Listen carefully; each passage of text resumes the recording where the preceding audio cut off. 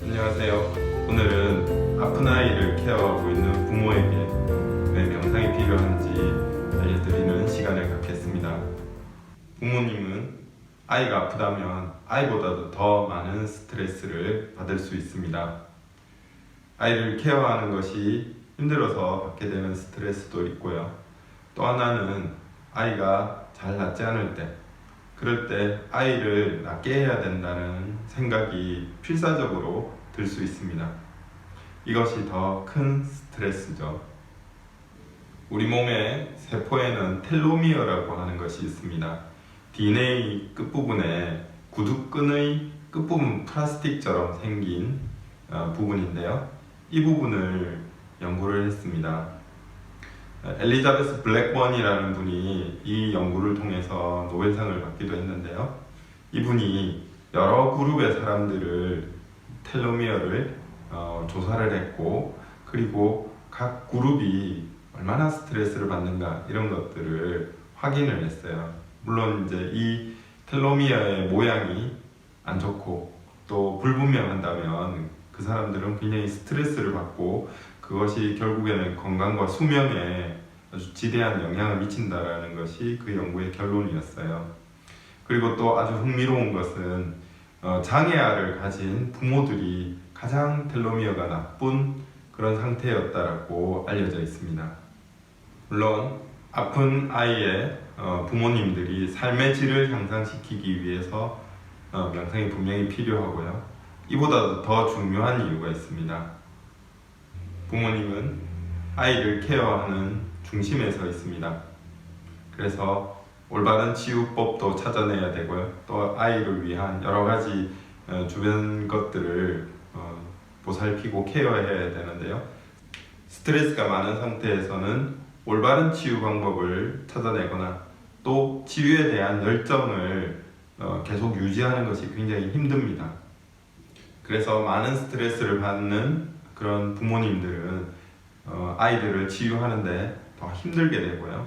또 올바른 방법을 찾기에 힘들기 때문에 치유의 시간들이 더 길게 잡히게 되는 거죠.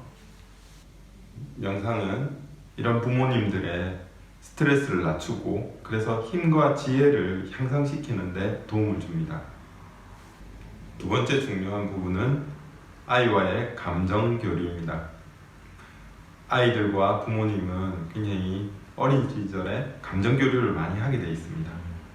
그런데 부모님이 짜증나 있거나 슬프거나 또 원망하는 이런 마음이 많이 든다면 아이들도 그와 비슷한 유사한 감정들을 갖게 됩니다. 이런 부정적인 감정들은 치유에 도움이 안 되겠죠. 또 하나, 이 감정들이 어린 시절에 그 아이들의 가슴 속에 남아서 신경생물학적으로 남아 있어서 그것이 어른이 돼도 계속 남아 있습니다. 그래서 아이들이 계속 짜증나는 기분을 어른이 돼서도 많이 느낄 수 있고요.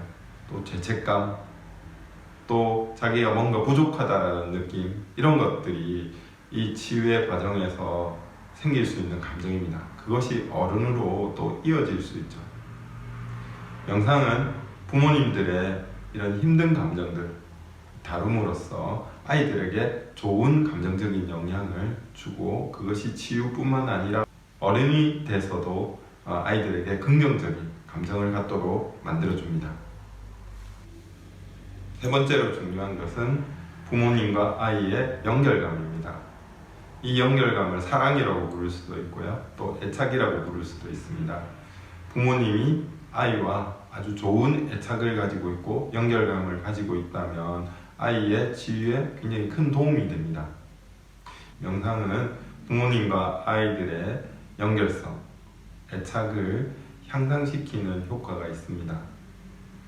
부모님의 마음속 깊은 곳에 생명에 대한 존중, 아이에 대한 사랑, 이런 것을 발견하는 데 큰 도움을 줍니다. 그래서 애착과 사랑이 증가하는 거죠. 또 마지막으로 아이에게 질병이 온 것은 아이에게도 어떤 배워야 할 큰 교훈을 주지만 아이를 케어하는 부모님에게도 교훈과 성장을 줄 수 있습니다.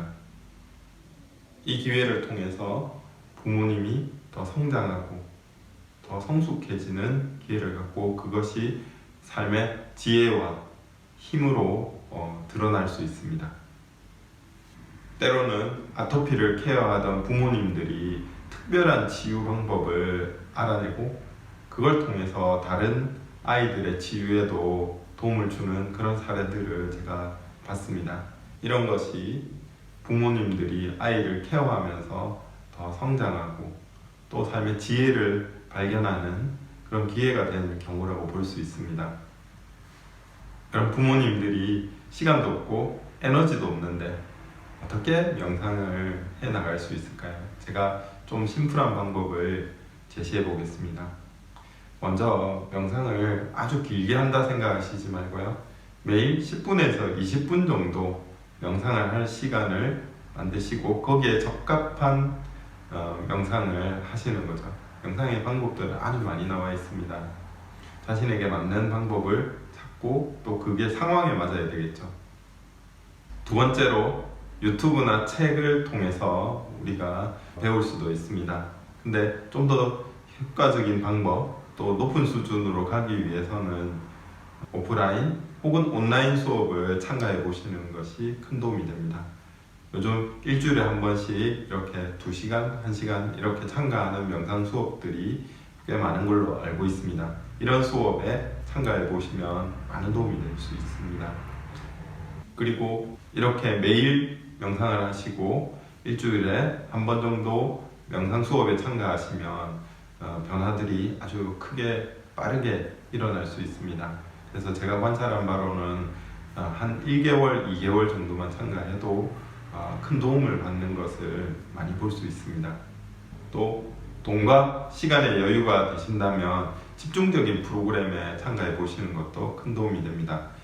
3일, 2일 혹은 또 일주일 이런 식으로 프로그램들이 있어서 그런 프로그램에 참가하면 아주 집중적인 명상을 하게 되거든요. 그러면 지금의 이슈를 푸는 방법 혹은 내가 삶에서 아주 성장하는 방법을 명상을 통해서 배울 수 있습니다.